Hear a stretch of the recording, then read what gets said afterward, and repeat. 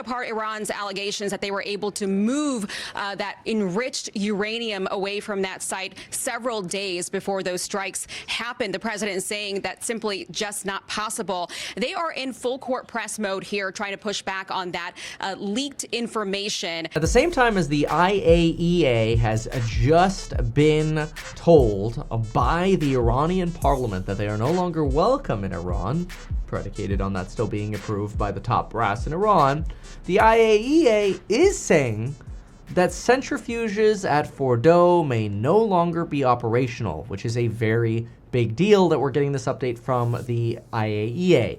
Mostly because there are a lot of concerns around, were the strikes successful? Is Pete Hegseth going to give us the real information? Or is he just going to give us a bunch of baloney about like how, you know, long the trip was and how good the B-2 bombers are and how much respect the pilots need? But Pete, were the strikes successful? We have the best Air Force in the world. The mainstream media sucks, right? Like that's kind of what you're getting with Pete Hegseth. So this actually coming from the IAEA, which at least appears somewhat more neutral in this because they're the UN watchdog. Their goal is, hey, what's actually going on? Like we have now detected uranium at the strikes we struck, right? Esfahan, Natanz, and Fordow. And there's a lot of concern over like how much damage did we actually really cause to Fordow. Meanwhile, of course, yesterday we were talking about Pyramid Mountain and this potential that just outside of Natanz, 2 minutes away, you have this entire underground nuclear enrichment facility with potentially thousands of centrifuges that went entirely untouched during the bombing campaigns from the US and Israel against Iran, leading to questions of, is the Ayatollah just going to encourage now bomb building developments and encourage getting to, well, quite frankly, a bomb to minimize the impact of potentially future strikes? I mean, I actually, and we've talked about this previously, but one of the big concerns I have is that you look at countries like North Korea, and you find that one of the reasons people seem to leave potentially Kim Jong-un and Il, before and after generations, one of the reasons they've been so left alone is potentially because they were threatening to build a nuclear bomb for decades, and then they finally did. And now, Trump in his term one called him Rocket Man, and you basically had a country that flaunted their nuclear power, and now they support Russia in the war against Ukraine, and nobody's bothering North Korea like, they're messing with Iran. Now, in fairness, Iran has been a sponsor of the Houthis and Hamas and Hezbollah, which violently invaded Israel. You don't really see that as, from North Korea through a proxy. Instead, what you've got is North Korea joining Russia. In fact, there's actually a piece on that this morning in, is this the Journal? I think this was the Journal. Oh, I cut out too much of it. But anyway, a weakened Iran is testing the durability of its alliances. And basically this just talks about how North Korea is engaging with Russia in the war, but really China, Russia, and North Korea kind of aren't really helping Iran. They're just sort of like, oh, those strikes are horrible. Meanwhile, we'll take the cheaper oil prices that we happen to have now that truce has been hit. China's cheering about the fact that, one of our aircraft carriers has left the South China Sea and has instead moved towards the Middle East because of the disaster that's going on here. And Putin's trying to play both sides, keeping everyone happy. So really also kind of a good thing that all three of those allies of Iran, part of the larger axis, are like, all right, we are not wanting to be a part of expanding this war, right? But take a look at this. Oh, see, I'm actually just now getting a Reuters headline here. Damaged unit of South Pars. This is the oil refinery. South Pars Phase 14 refinery in Iran's Bashir that was hit by Israel returns to operation already. I mean, that's coming out of Iranian news reported by Reuters. But point here is that the IAEA is telling us that basically the Fordow facility is no longer operational. I think this goes without saying to some extent because the entrances to the facility were bombed as well as the ventilation shaft. So obviously, in order to get it back up and running, there's going to have to be some excavating and serious repair. The question is, were the centrifugal tunnels hit? And that's the question that we don't know. Now, the IAEA, director, He says that we already know the centrifuges do not work anymore at Fordo. Why? Because these are spinning machines which enrich uranium and require a high degree of precision, and they're vulnerable to intense vibrations. So there's really no escaping the recalibration that you're going to have to do of these machines.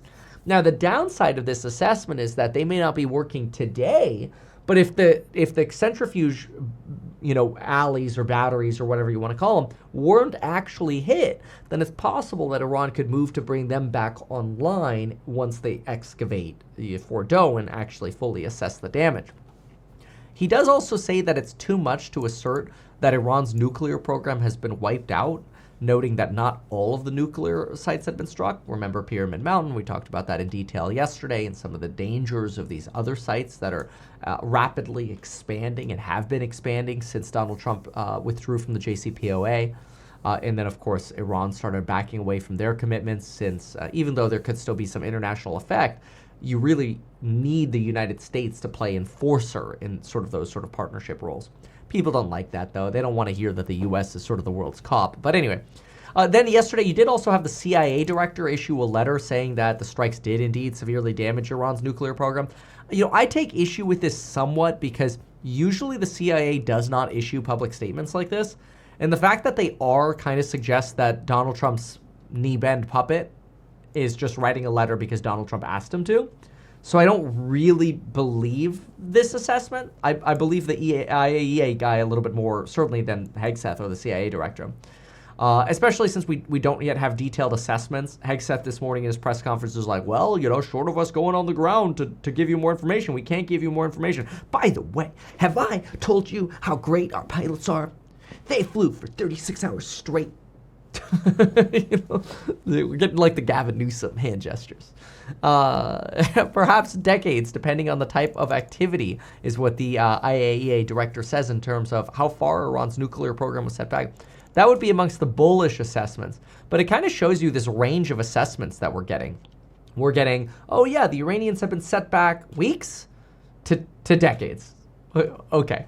I don't know about that because remember, we still have lost track of the highly enriched uranium, and you probably, just prop those over at Pyramid Mountain and start, completing your job of assembling a weapon, which unfortunately would just beget more strikes and an ongoing conflict and war. And so I'm kind of concerned about it.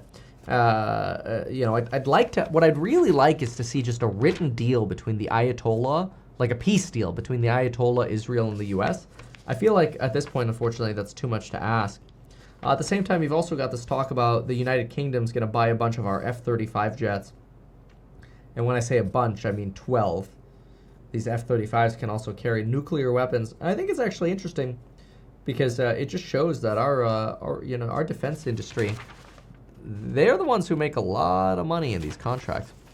So IAEA inspectors remained in Iran throughout the war, but were not able to gain access to the nuclear sites amongst the fighting. It was not clear when they would be allowed to do so again, if at all. Keep in mind that the hardliners in parliament, they're very likely to say, we're never going to allow the IAEA in again. But we'll see what the Ayatollah ends up saying in the leadership. It doesn't even look like he can keep his picture frame up straight. Of course, the Ayatollah here suggests, after having crawled out of hiding, that the strikes against the United States or against Iran didn't really do anything. Russian foreign minister says we want to keep working towards, some form of resolution with the IAEA. So Russia's trying to play nice, mostly to try to escape from more sanctions from Donald Trump. Because if Russia comes across as saying, hey, look, Trump, we're helping you out over here. Why are you going to sanction us? Maybe because you're fighting us in a proxy war, technically through Ukraine, where the CIA helps issue intelligence and targeting and weapons to Ukrainians who are fighting the Russians and North Koreans. It is basically a war between these three countries. But we're just going to pretend that it's not. It's just a disaster is what it is. But anywho, it does suggest, or sort of all this information that we're getting suggests that too early to tell. Things have calmed down. Hopefully, the Ayatollah can calm down and come up with some kind of deal. Apparently, Trump's going to talk to the Iranians next week.